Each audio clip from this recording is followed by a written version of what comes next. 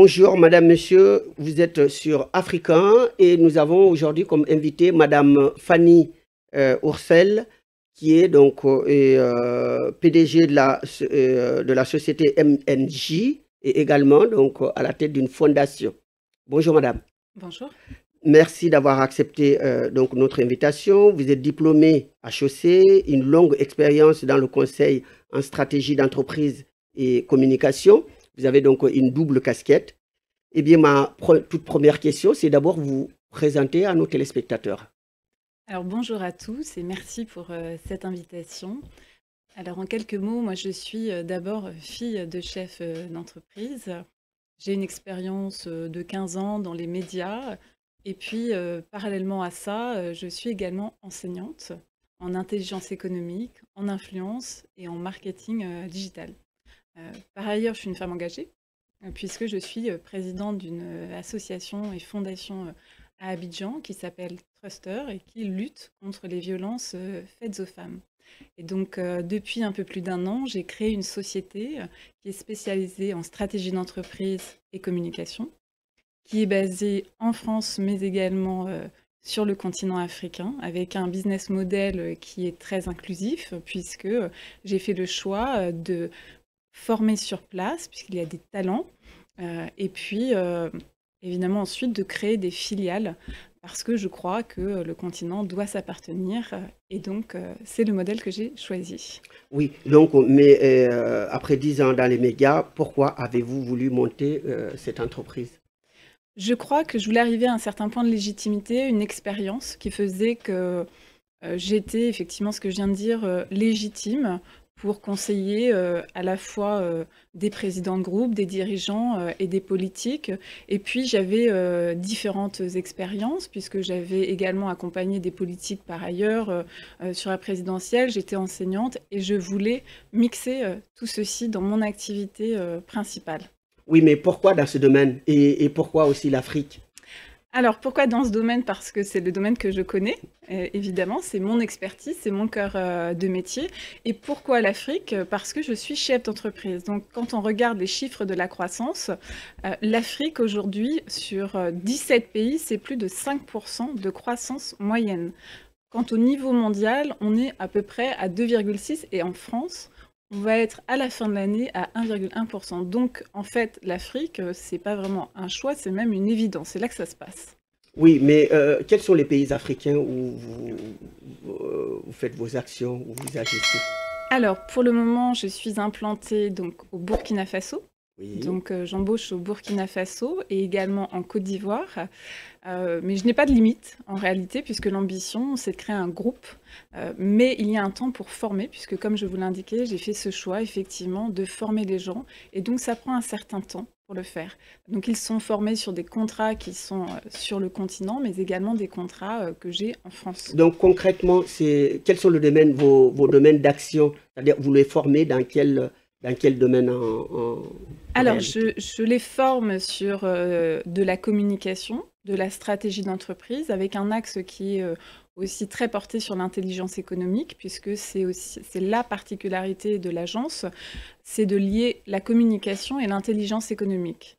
Et donc, à ce titre, j'ai développé une méthodologie qui est propre à l'agence, avec effectivement comme objectif ensuite qu'elle soit, entre guillemets, industrialisée, et puis qu'on puisse avoir des filiales partout en Oui, Afrique. mais ça se passe comment? Ça se passe en ligne uniquement ou bien c'est en présentiel aussi? Non, non, les personnes sont chacune dans leur pays et moi je me déplace. Et puis évidemment aujourd'hui avec les systèmes que l'on a en digital, on se contacte toute la journée et moi j'y suis une semaine à minima par mois sur le continent.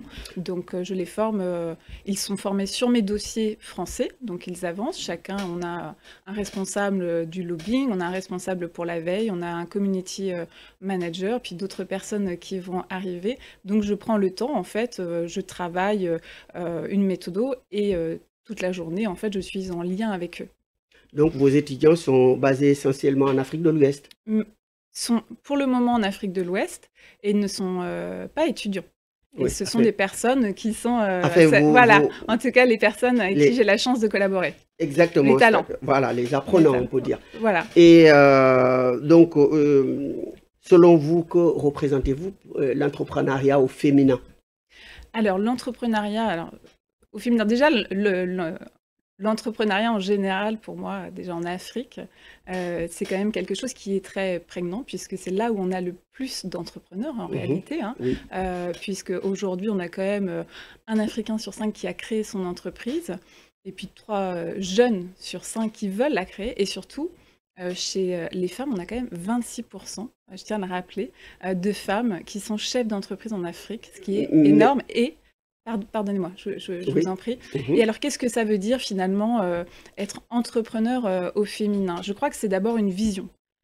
C'est de se dire effectivement, les femmes ont certaines particularités dans leur mode de management, par exemple l'altruisme, l'intelligence émotionnelle, et c'est au service de la société. Je crois qu'aujourd'hui, on attend d'une société, je parle de la société en tant qu'entreprise, qu'elle concilie l'humanisme et la performance. Je crois que c'est une vision de l'entreprise et qu'avec les femmes, on peut le concilier. Et donc, ça, c'est une vision. Et en tant que chef d'entreprise femme, alors moi, je forme des femmes principalement. J'ai fait ce choix de les accompagner et de prendre en compte aussi leur spécificité de vie. C'est vrai que les femmes se heurtent souvent à des freins organisationnels quand elles sont dans des passages de vie, typiquement la grossesse.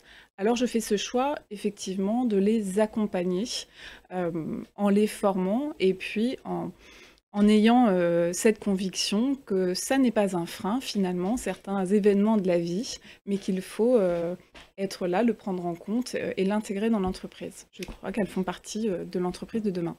Donc, vous voulez me dire par là que la majorité des gens, surtout de vos apprenants, ce sont des femmes? Pour le moment, oui. Mais nous ne sommes pas sectaires, nous embauchons aussi des hommes. Et d'ailleurs, je viens d'en embaucher un la semaine dernière. Je me méfie grandement des gens qui opposent. Donc, effectivement, pour les femmes, avec les hommes.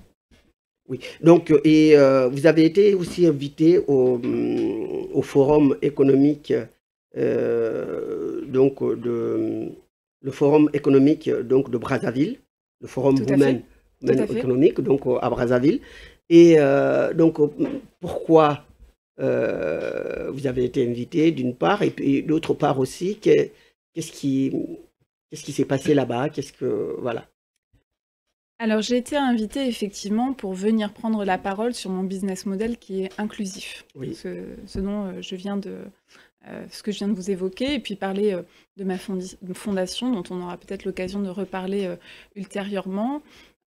Et puis l'idée pour moi aussi, c'était de connaître un peu le Congo, de voir effectivement si je pouvais implanter ma société. Donc effectivement, j'ai pris la parole, j'ai même reçu un prix pour ce business model qui a été développé. Maintenant, l'ambition, c'est d'aller plus loin avec Flavie Lombeau, que je remercie d'ailleurs pour son invitation, qui est la présidente de la Chambre de commerce et d'industrie féminine là-bas. Nous avons effectivement des projets ensemble, et au premier rang desquels l'implantation de ma société sur place.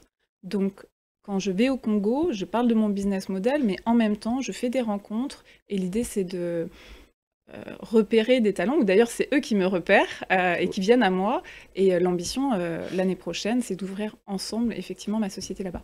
Est-ce que, en allant en Afrique, vous avez pu voir les potentialités du continent pour votre activité? Vous pensez qu'il y a assez de débouchés pour ce que vous faites dans les différents pays, et quel est le pays qui vous intéresse le plus, en effet? Alors, je crois que l'Afrique, c'est là où il y a le plus de potentiel. En réalité, le plus d'énergie positive. D'ailleurs, les chiffres le montrent. Je parlais des chiffres économiques. Et puis, il y a cette énergie aussi. Et puis, c'est une rencontre qu'on a effectivement avec l'Afrique. Oui, c'est un marché qui est extrêmement porteur, parce que je ne dirais pas que tout est à faire, parce qu'il y a des choses qui sont déjà développées, mais on a connu le rêve américain. Je crois qu'aujourd'hui, on est à l'époque du rêve africain, et que c'est possible. C'est possible dans un rapport, par contre, qui est gagnant-gagnant. Voilà, quand on vient effectivement sur le continent africain, moi je peux dire très sincèrement que j'ai été accueillie les bras ouverts, mais parce que je suis dans ce rapport-là où je donne autant que je reçois.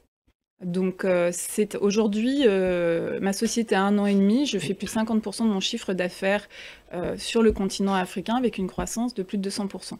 Donc, je peux dire qu'il y a du potentiel et que c'est grâce aux personnes qui sont sur place. Sans elles, je ne peux rien, clairement. Oui, Sans elles, ça n'est pas possible. Ce rêve-là n'est absolument pas possible. Ce développement serait intouchable. Grâce à elles, je peux envisager effectivement un développement de la société. oui, donc le Figaro avait consacré un numéro sur vous et votre activité. Donc, donc, est-ce que vous croyez que c'est assez facile d'être leader dans ce secteur, surtout quand on est femme? Alors, je dirais qu'il n'y a rien de facile. Il y a beaucoup de travail. Déjà, facile, non. Possible, oui. Ça, c'est tout à fait possible. Quand on est une femme, effectivement, on peut se heurter parfois. Alors, souvent même, on se heurte d'ailleurs à ses propres limites, à ce que l'on croit, on se dit qu'on n'a pas forcément accès à tout, on se limite dans notre ambition en réalité. Je dois dire que moi, je n'ai pas rencontré de frein sur le continent africain du fait que j'étais une femme. Donc non, j'en ai rencontré en France, oui, beaucoup d'ailleurs, mais je n'en ai pas rencontré en Afrique, donc je ne peux pas dire que, en tout cas, ce soit le cas sur le continent. Alors, donc, vous ne m'avez pas dit les pays Pardon. qui vous intéresseraient le mieux, surtout dans ce domaine. Par exemple, vous pouvez dire que, voilà, dans ce pays, Oui. j'aurais beaucoup plus de chance, en fait, en Afrique. Alors, aujourd'hui, donc, je suis présente au Burkina, c'est ce que je vous indiquais. Je travaille avec Coris Bank, notamment sur cette partie de l'Afrique, Oui. pardonnez-moi, à Abidjan. L'année prochaine, ce sera le Congo, le Sénégal ensuite. J'ai pas de limite en réalité. Après, il y a une question de stabilité ou d'instabilité dans le pays qui peut être une limite, mais je n'ai pas de limite en réalité. La seule limite que j'ai, c'est le temps de formation des collaborateurs. Mais le prochain pays, c'est le... Justement, Ouais. ça dure combien de temps, par exemple, cette formation? Il faut compter à minima une bonne année.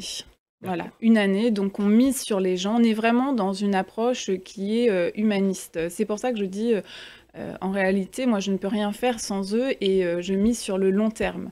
Et donc, ce ne sont pas uniquement des collaborateurs, ce seront ensuite des personnes qui seront à la tête de filiales. Ce ne sera pas mon entreprise, ce sera leur entreprise. Quand je dis que je veux créer un groupe, effectivement, il y a de l'ambition, mais c'est aussi une vision de l'entreprise. Je veux qu'elle appartiennent aux personnes qui seront sur place Oui. pour qu'elles développent des spécificités aussi culturelles dont, même si effectivement j'aime beaucoup le continent, mais je n'aurai jamais accès à toutes les spécificités. Donc il faut que ce soit des personnes sur place qui prennent à un moment donné la main. Mais ça se passe comment si on voulait, quelqu'un veut s'inscrire, voilà, veut bénéficier de vos compétences? Alors, donc pour les apprenants, c'est ça? Exactement. Voilà, il faut me contacter tout simplement. J'ai plusieurs personnes qui m'ont contactée. Quand je suis allée au Congo, j'ai fait une prise de parole pour la fondation et puis sur mon business model, quelqu'un est venu vers moi et m'a dit qu'effectivement, elle aimerait collaborer. Il Et y a un site puis, internet, oui, bien sûr, j'ai un site internet, MNJ Communication, donc on peut me contacter. On peut me contacter aussi sur LinkedIn. Donc, notamment cette personne, on va avancer ensemble sur la partie Congo. J'ai une autre personne qui m'a contactée parce qu'elle voulait travailler avec moi à Abidjan. Et puis, il s'avère que je l'ai recrutée. Elle commence lundi, pour tout vous dire. Alors, je ne peux pas embaucher tout le monde, mais Ouais. enfin, je suis effectivement très ouverte à la discussion. Voilà, toute discussion est vraiment la bienvenue. Donc, alors, parlons maintenant de votre fondation, parce que Ouais, vous avez, comme j'ai dit, donc une double casquette. tout à Vous fait. êtes chef d'entreprise, mais également donc directrice de fondation. Oui. Alors, donc, c'est quoi cette fondation et c'est quoi sa vocation? Alors, la fondation s'appelle Truster. Sa raison d'être, c'est la lutte contre les violences faites aux femmes. Aujourd'hui, dans le monde, on a quand même 735 millions de personnes, de femmes, qui ont été victimes de violences physiques, sexuelles. Donc ce chiffre, partant de ce constat, il devrait quand même nous gifler, nous interroger fortement.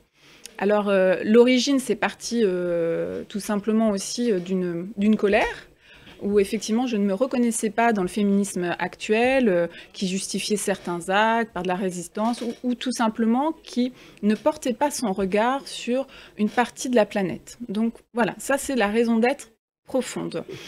Aujourd'hui, Truster, au-delà de dénoncer, parce que moi je suis une femme engagée, mais surtout une femme du concret, terrain. Il y a la communication, mais moi je ne suis pas dans la séquence de communication, je suis dans qu'est-ce qu'on va faire, aussi, voilà, concrètement. Ouais. Le reste, bon, c'est des fioritures, mais ça m'intéresse moyennement. Donc sur le terrain, Truster, en fait, se met en partenariat avec des ONG. Donc la première des ONG avec laquelle nous sommes en partenariat, puisqu'elle a finalement... même pas un an, cette association en France et fondation qui a été créée à Abidjan pour flécher les fonds. Nous sommes en partenariat avec l'ONG Fabeti, qui lutte également contre les violences faites aux femmes. Et donc moi, je vais venir adosser mon programme à celui de Fabeti. Pourquoi ? Parce qu'encore une fois, il faut avancer avec humilité. L'humilité, c'est de dire je ne connais pas toute la réalité du terrain, je n'aurai pas forcément le temps, et puis je ne suis pas sur le terrain. Donc il y a un lien qui doit se créer. Par contre, ce que je peux faire, c'est adosser mon programme. Ce que je peux faire, c'est aussi lever des fonds. Ce que je peux faire, c'est mettre l'éclairage sur une situation qu'on ne regarde pas. Pour moi, ça, c'est scandaleux. Donc ces femmes, nous allons les accompagner de différentes manières. Le projet pour la 2025, c'est de créer un centre qui vienne en aide à ces femmes et à leurs enfants. Parce que en Afrique. À Abidjan. À Abidjan, à Abidjan, pardonnez-moi. Voilà. Donc, je ne vais pas rester forcément que sur Abidjan, mais en tout cas, c'est le premier projet qui est lancé. Dans ce centre, nous allons accueillir les femmes et leurs enfants, nous allons les soigner, nous allons évidemment leur proposer un projet entrepreneurial, parce qu'il y a aussi la réalité, il faut manger, tout simplement, très clairement. Et puis, nous allons effectivement traduire en justice les personnes qui les auront battues. Oui. Voilà. Parce qu'il y a un moment donné où il faut se sentir responsable d'avoir battu une femme. Je veux dire quand même qu'à Abidjan, il y a quand même 45% des femmes qui ont subi une violence. Donc ça aussi, c'est un chiffre qui devrait nous gifler. Voilà. Donc c'est scandaleux. Comme l'entreprise, la fondation aussi est appelée à s'étendre dans d'autres pays, j'imagine. Oui, l'objectif, c'est toujours d'être un acteur du concret. Donc c'est ce projet à Abidjan avec Valérie Quado, que je salue et que je remercie pour sa confiance. Mais ensuite, ce sera d'autres pays. Ce sera en Afrique, ce sera voilà, ailleurs dans le monde. Ce sera surtout dans des zones, dans des lieux qu'on ne regarde pas. C'est ça qui m'intéresse. Mais moi, je pense que le temps ne pardonne pas à ce qui se fait sans lui. Donc, on va prendre le temps de bien faire les choses. Et rendez-vous ensuite dans un an, dans ce lieu, avec toutes ces femmes. Est-ce que donc, pour cela, donc, vous avez besoin d'autres associations? Alors, en effet, je vais faire une association par an, je le souhaite, ou tous les 2 ans. Alors, j'ai déjà des associations qui m'ont contactée, notamment au Congo, parce qu'en réalité, il y a beaucoup de demandes, malheureusement, j'ai envie de dire, malheureusement. Oui. Donc, en effet, je ne suis pas fermée à d'autres projets, c'est simplement que je ne vais pas les multiplier en parallèle, parce que quand on s'engage, et l'engagement c'est quelque chose qui est sérieux, c'est une responsabilité, quand on crée de l'espoir chez les gens, il faut le tenir. Oui. Donc, et ça c'est-à-dire, je veux dire par là que la fondation va sera en contact avec les associations qui sont sur place en Afrique et pour pouvoir travailler avec eux, pour qu'ils puissent vous amener des femmes battues en fait. Voilà, l'idée c'est de s'associer en effet à des fondations, des associations qui sont déjà présentes sur le terrain et d'adosser un programme au leur. Oui. Voilà, de ne pas doublonner leurs activités parce qu'elles le font très bien et parce qu'il y a cette réalité du terrain que moi je ne connais pas forcément. Donc au Burkina, j'ai déjà effectivement, je suis déjà en lien avec une association. Simplement, les conditions d'accès pour moi étaient très difficiles et donc j'ai choisi d'abord Abidjan pour des questions effectivement d'efficacité. Mais ensuite, ce sera le Burkina et le Congo, bien entendu, et puis d'autres pays dans le monde. Hein, voilà. Oui. Alors, donc, et en France ici, c'est-à-dire en France, donc il y a aussi ce phénomène donc d'agression sur les femmes. Donc, vous aurez aussi des actions ici ou pas? Alors, donc en France, c'est vrai que c'est plus adressé. tout de même, il y a un tissu associatif qui est aussi important. Ce en quoi je crois profondément, c'est que les associations, enfin, les actions, pardonnez-moi, qui sont faites là-bas mettent aussi un éclairage sur ce qui se passe ici, parce que je discutais avec la ministre de la francophonie il y a peu du Congo, Kinshasa, et on se disait que c'était, en fait, on avait des communs, malheureusement, dans la violence. Donc oui, en France, on va l'adresser d'une façon qui sera différente, sur de la prévention, sur aussi des cours qu'à un moment donné, moi, je donnerai en self-défense, parce que je crois qu'aussi les femmes devraient savoir se défendre. Ouais. Voilà, et donc ça, c'est un projet aussi que j'ai, c'est de pouvoir donner à 4-5 ans des cours de self-défense uniquement pour les femmes. Il y a la prévention, mais parfois, savoir se défendre aussi, ça changerait En Afrique, pas mal sur de... place. En Afrique, alors ça c'est dans 1 an après la sortie de terre du centre d'accueil, donc il y aura les cours de self-défense, mais aussi en France. Ça c'est un projet, c'est une des briques en tout cas du projet. D'accord, donc en dehors de... Donc vous avez aussi parlé de l'insertion de ces femmes. Oui. Voilà, leur insertion, formation, travail. Donc vous pensez que ça va être facile pour vous, pour, voilà, pour le financement de tout cela? Alors sur la partie financement d'abord, le projet que nous avons sur Abidjan, tout compris l'année prochaine, c'est un projet à 200 000 €. Tout simplement avec toute la partie, on va dire, RH, staffing, etc. C'est un projet qui est finançable, je veux dire, on peut défiscaliser en France. Absolument. Donc voilà, donc Ouais. on n'est pas sur des ordres de budget qui sont dithyrambiques. Et puis moi j'ai déjà pas mal de personnes qui se sont engagées à donner et donc qui croient fermement en ce projet. Donc c'est possible. Ensuite, sur la partie formation, alors je ferai la même réponse, pardonnez-moi, que tout à l'heure, rien n'est facile, mais tout s'organise. C'est une question, je pense que comme toute chose dans la vie, de détermination, d'engagement, de constance et de consistance. Bien sûr qu'on va y arriver, l'échec ne sera pas une option parce que nous sommes attendus par ces femmes. Donc on ne va pas échouer.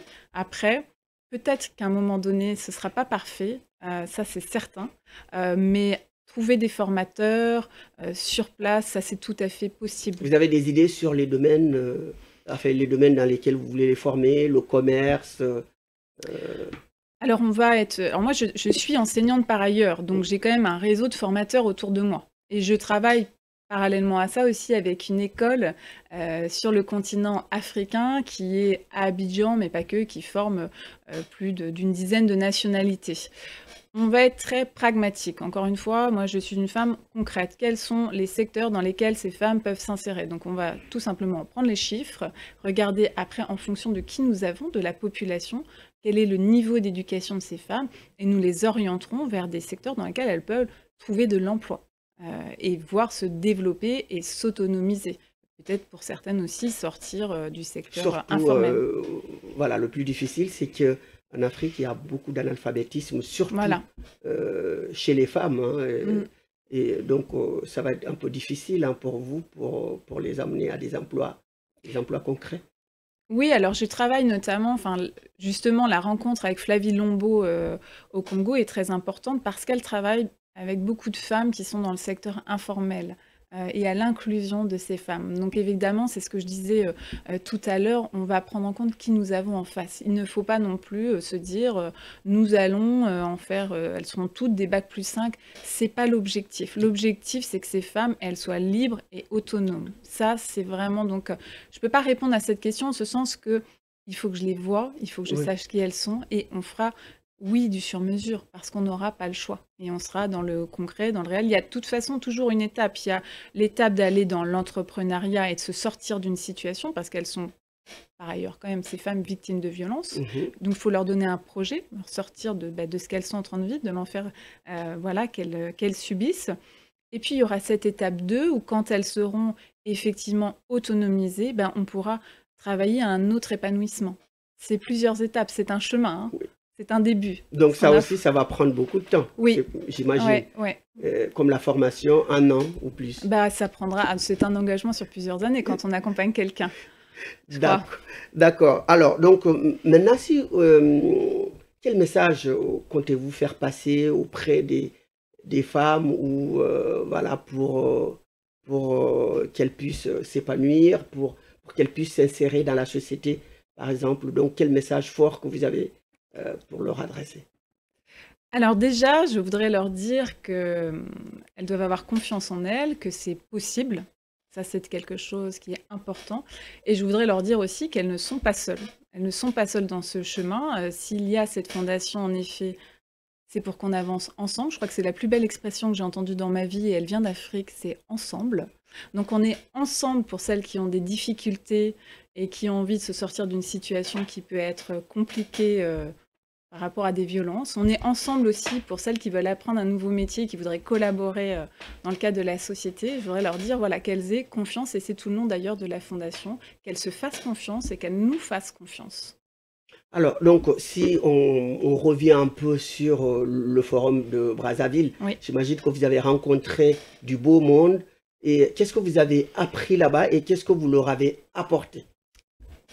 Alors, ce que j'ai appris, c'est ce que j'avais remarqué, c'est plutôt ce que ça m'a confirmé. Mhm. C'est cette énergie incroyable qu'il y a sur le continent. Il y a une énergie, une envie de faire les choses que j'ai jamais, enfin, que j'ai pas vue pour le moment de mon petit parcours ailleurs. Donc ça, c'est admirable. Je crois que le continent, de ce que j'ai pu en voir, n'a pas conscience de sa capacité à inspirer le monde. Alors ça, c'est incroyable, parce que vous voyez, en tout cas là, c'était un forum féminin, Oui. ces femmes qui font face à un quotidien qui n'est pas toujours facile, qui ont des ambitions dans un contexte économique, politique qui est difficile. Alors ça, vraiment, ça m'a inspirée. Moi, je venais pour prendre la parole, pour leur parler effectivement de mon expérience, de ce business model, pour être un rôle modèle, comme on dit. Et je crois qu'elles n'ont pas pris conscience que finalement, les rôles modèles, c'était plutôt elles, pour moi. Et je crois aussi que ce que l'on m'a appris sur le continent, ce que je savais, je me le souhaite en tout cas, c'est qu'il faut avancer toujours avec humilité. Voilà. Ces femmes, elles sont puissantes, elles sont humbles, et si on avance avec humilité, ça fonctionne. Donc voilà, je crois qu'il y a une grande bienveillance, une envie d'avancer ensemble, loin des clichés que l'on peut entendre sur un temps qui est aujourd'hui, je crois, révolu, dans un rapport qui ne doit plus exister, qui n'existe plus. Et voilà, il y a une grande bienveillance en tout cas. Quel regard avez-vous sur l'Afrique, par exemple, en général, hein, sur tous les pays que vous avez visités, que vous avez fréquentés? Quel regard avez-vous? L'Afrique a beaucoup changé, à votre avis? Alors, j'aurais pas l'indécence intellectuelle de porter un regard sur le passé, puisque moi, ça fait quand même peu de temps que je vais en Afrique.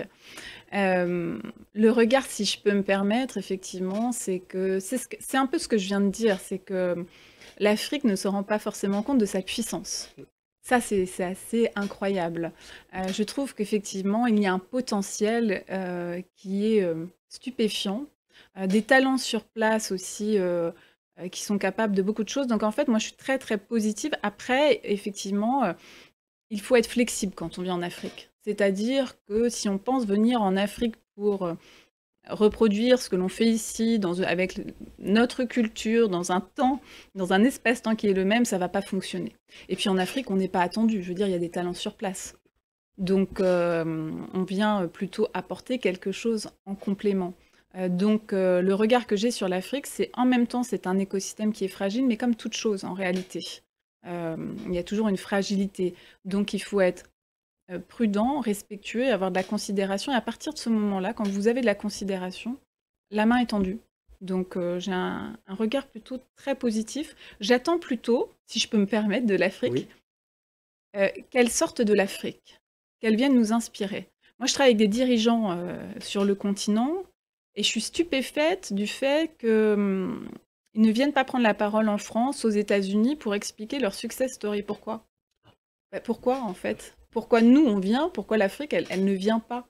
Il y a cette année, je travaillais avec Stéphane Tiki, que vous connaissez sûrement, sur un événement avec le président Barack Obama, puisque j'avais été détachée à son cabinet pendant 7 mois, et on devait faire venir des personnes du continent africain. Alors, c'était stupéfiant parce que quand on leur a dit « venez prendre la parole sur cet événement où il y a le président Obama », ils nous ont dit « oui, on va venir dire qu'il faut investir en Afrique ». J'ai dit « non, non, non, c'est pas ce qu'on vous demande.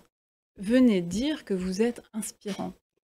Voilà, venez inspirer le monde, en réalité. » C'est ça la force de l'Afrique, c'est l'Afrique doit pardonnez-moi, s'éveiller, pas se réveiller, s'éveiller, de mon point de vue, hein, C'est-à-dire donc ils doivent aussi venir rencontrer les autres et puis aussi leur dire voilà ce qu'on a à vous offrir. Bien sûr, l'Afrique a beaucoup à offrir. Je veux dire, quand on regarde la croissance, pardon, mais on est, ce que je disais, 17 pays à plus de 5% de croissance. La Côte d'Ivoire, c'est 6%. En France, on est à 1,1%. Pardon, mais je pense que les leçons, elles viennent de l'Afrique, hein. C'est pas dans l'autre sens.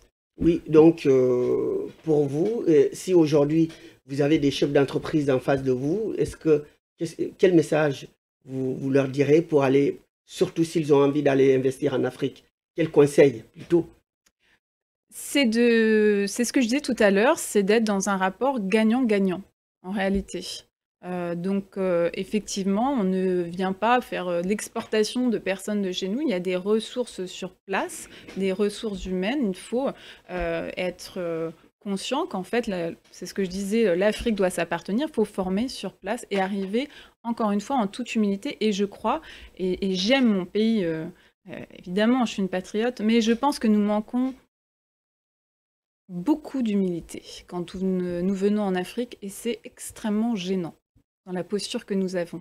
Et je crois qu'à l'inverse, nous n'accepterions pas que quelqu'un vienne dans notre pays pour nous donner des leçons. Voilà, donc je rebondis sur cette même lancée. Que pensez-vous donc les relations actuelles de la France avec certains pays d'Afrique? Alors, je ne pourrais pas me situer moi sur un plan politique, je ne fais pas de politique, oui, mais voilà, on est tous très prudents. On est tous très prudents. Exact. Et ben, je pense que c'est du bon sens, en fait. Quand on arrive dans un pays, il faut connaître la culture, il faut la respecter. Donc, souvent, voilà, certains impairs sont faits parce qu'on essaie d'imposer notre propre culture ou de fonctionner à minima avec notre propre culture. Et donc, il y a un moment donné, ça ne fonctionne pas. Ça ne fonctionne pas. Et c'est normal, en réalité. Et il y a quand même, et je trouve que les Africains ont quand même été très, très bienveillants, parce que quand même, compte tenu de l'histoire, je veux dire, on a quand même colonisé l'Afrique. On a ensuite partagé l'Afrique. On leur a inculqué une autre histoire. On les a pillés. Et puis ensuite, on voudrait leur dire « tu ne seras pas dans un rapport égalitaire ». Bah, évidemment, ça ne fonctionne pas. Et d'ailleurs, ils sont déjà très, très, pardonnez-moi, sympas de simplement demander un rapport gagnant-gagnant. Je pense qu'on est à l'ère du respect, tout simplement. Il faut venir avec respect et considération, ce qui est la moindre des choses. Donc, il y a encore beaucoup de Français en Afrique. Voilà, des expatriés. Donc, souvent, ils sont... Est-ce qu'un jour, vous-même, tout ce que vous avez commencé sur le continent, un jour, ça vous tente d'aller vous installer là-bas? Je pense que ma vie est déjà entre la France et l'Afrique. Oui, certainement. Alors, mes enfants sont encore, parce que je suis mère par ailleurs, sont encore petits, mais oui, c'est simplement, je ne sais pas encore dans quel pays. Mais je pense que moi, je naviguerai entre plusieurs pays, parce qu'on parle de l'Afrique, mais en réalité, ce sont des Afriques. Et même dans un même pays, ce sont plusieurs réalités. Donc, oui, certainement, mais ma vie est déjà entre la France et l'Afrique, en réalité. Et j'ai beaucoup de chance. Voilà, donc je vais vous laisser le mot de la fin. Donc, quel message maintenant vous comptez adresser à la fois aux femmes africaines, et puis aussi à vos apprenants, et également à ceux qui souhaitent demain aller s'installer en Afrique, avec pour l'instant le peu d'expérience que vous avez, avec beaucoup d'humilité, comme vous le dites. Bien sûr. Exact. Alors, pour ceux qui veulent s'implanter en Afrique, c'est ce que je viens de dire, c'est d'aller là-bas avec humilité. Je pense que c'est la première des choses, avec respect. Pour ceux qui voudraient s'engager aussi, je les invite à me contacter. Voilà, pour ceux qui voudraient aussi donner pour la fondation, parce qu'il faut être pragmatique, hein, on a besoin d'argent. Je vous invite à aller sur My Money Help ou me contacter directement. Et puis, à toutes les personnes avec qui je collabore aujourd'hui et demain, je voudrais leur dire merci, parce que le développement de ces sociétés, elle est avec eux. Elle n'existe pas sans eux. Et j'invite ceux qui souhaiteraient travailler avec moi à me contacter parce que notre ambition positive n'a pas de limite. Eh bien voilà, nous, sur ce ton, donc, nous mettons fin à cet entretien. Donc merci beaucoup, Madame Fanny Oursel, d'avoir accepté notre invitation, donc de nous avoir expliqué en détail donc, vos activités en Afrique. Et j'espère que nous allons encore vous recevoir sur ce plateau pour nous donner donc, les bonnes nouvelles de ce que vous entreprenez en Afrique, d'abord pour la fondation, mais également pour votre entreprise. Je vous souhaite une excellente journée. Merci.